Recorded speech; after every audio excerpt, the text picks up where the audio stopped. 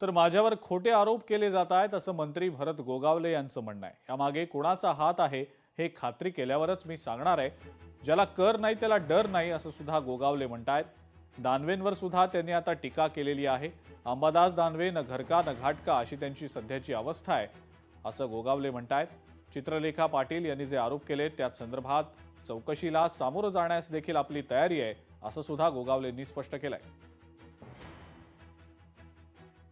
आम्हाला पण तो विचार करावा लागेल की नेमकी यातली वस्तुस्थिती परिस्थिती त्यांनी खुलेआम सांगावं। काय त्या चित्रलेखांनी हे काय जे काय वस्तुस्थिती त्यांनी ओपन करून तुम्हाला सांगावं। ते कागद दाखवले, ते फडकवलं, थोडी तरी काहीतरी माणसाने जनाची नाही मनाची तरी ठेवायला पाहिजे असं आम्हाला वाटतंय। काही गोष्टी आहेत त्या व्यवस्थित पावलं टाकून चालायला लागतात। लक्ष आलं का?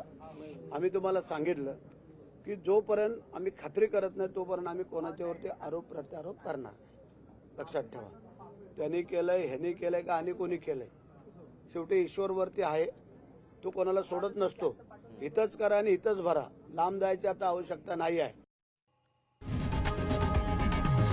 लोकशाही मराठी ऐका, पहा, जागरूक रहा।